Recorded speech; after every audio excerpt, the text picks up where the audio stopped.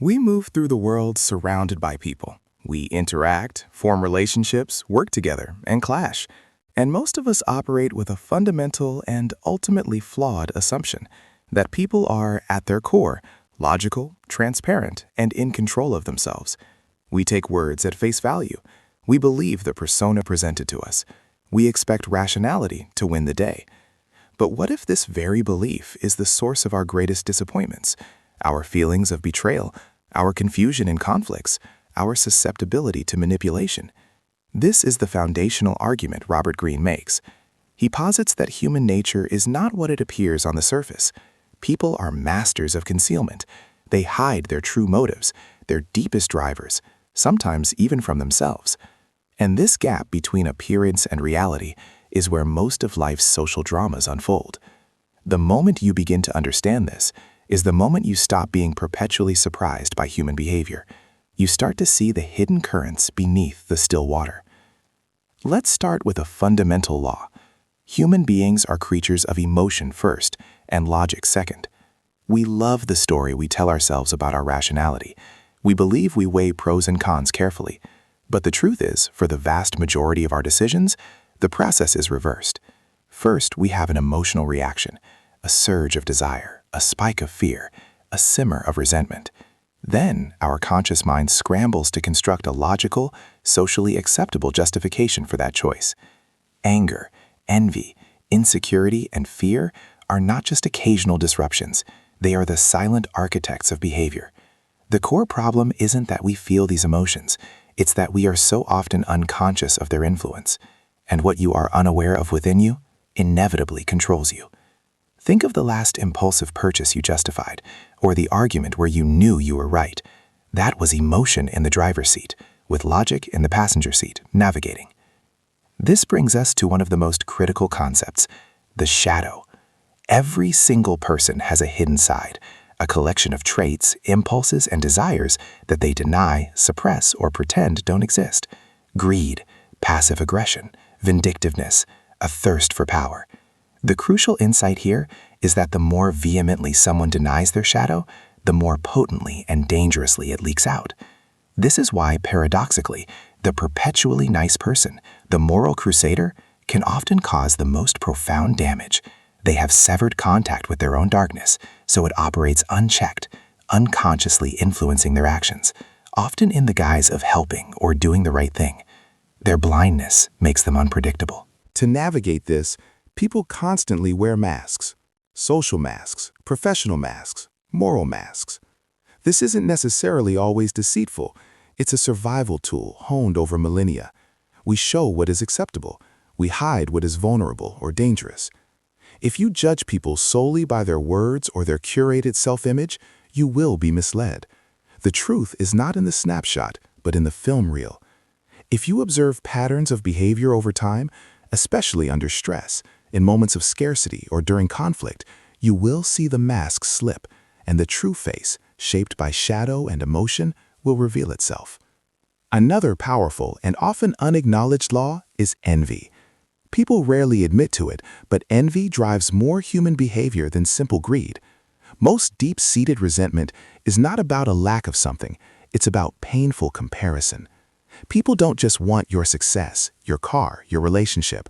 On a deeper, often unconscious level, they want to be you, to occupy your position in the social hierarchy. This is why success, ironically, can attract hidden hostility. Smiles can mask resentment. Praise can be a cover for secret competition. Understanding the pervasive role of envy helps you to navigate carefully, to share credit, to downplay your advantages at times, and to avoid provoking this corrosive emotion unnecessarily. Closely tied to this is the human craving for power and status. We often think of these as superficial, but Greene frames them as fundamental psychological needs. Status provides a sense of security, worth, and recognition in the tribe. When people feel their status is threatened or low, they often act in the most irrational, defensive, or aggressive ways. Many conflicts that seem to be about money, resources, or ideas are at their core about wounded ego, a perceived slight, a lack of respect, a challenge to one's position. Once you start to see the battlefield of ego underlying daily interactions, a great deal of human behavior becomes frustratingly predictable. And this leads us to a particularly dangerous trait, narcissism. To some degree, we are all narcissistic. We see the world through the lens of our own needs and feelings. But the extreme narcissist operates on a different level. They lack genuine empathy. They see other people not as full human beings, but as instruments for validation, as sources of attention, or as mirrors to reflect their own inflated self-image. They can be incredibly charming and persuasive, often rising to leadership positions because their confidence is mistaken for competence. But emotionally, they drain those around them. Learning to recognize the patterns, the need for constant admiration, the inability to handle criticism, the lack of accountability, is a crucial skill that can save you years of personal and professional damage. So, in a world driven by these hidden forces, what is your defense? One of the most powerful lessons is emotional self-control. The person who cannot control their own emotional reactions is remarkably easy to manipulate and control by others. Anger, in particular, reveals your weaknesses and your insecurities for all to see. Reactivity hands your power over to whoever or whatever provoked you. Greene emphasizes the strategic power of the pause, to observe before reacting, to slow down the impulsive tide of emotion, and to choose a response, rather than be hijacked by a reaction. This is not about suppressing emotion, but about mastering its expression. Why is this so hard? Because human beings are prone to repetition. Our patterns, our emotional triggers, our deepest insecurities are often formed in childhood and adolescence. Unresolved wounds and adopted survival strategies solidify into unconscious blueprints for adult life. People don't change simply because they want to. They change when developing awareness forces them to, when the pain of staying the same finally outweighs the fear of change. This is why Greene places such immense importance on self-knowledge. It is the ultimate protection against being controlled by your own unconscious patterns, and by extension, by others who might exploit them. The goal of all this insight, Greene stresses, is not to become cynical, manipulative, or cold. The goal is awareness, clear-eyed, unflinching awareness.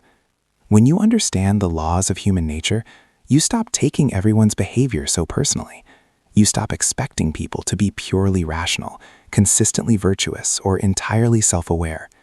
You see their actions as often stemming from their own shadows, their insecurities, their unmanaged emotions. This clarity grants you a profound emotional strength. You are less easily shocked, offended, or thrown off balance. The most powerful position you can occupy in life, therefore, is not one of dominance or aggression. It is a position of deep understanding. When you understand people, their drivers, their fears, their insecurities, their masks, you gain an incredible predictive ability. You can anticipate reactions, avoid unnecessary conflicts, sidestep manipulation, and move through the social world with a calm, strategic clarity, while others are buffeted by emotional storms. Once you truly understand human nature, people lose their power to shock you. And when nothing shocks you, nothing controls you. If you enjoy this video, hit like button and subscribe the channel. Thanks for watching.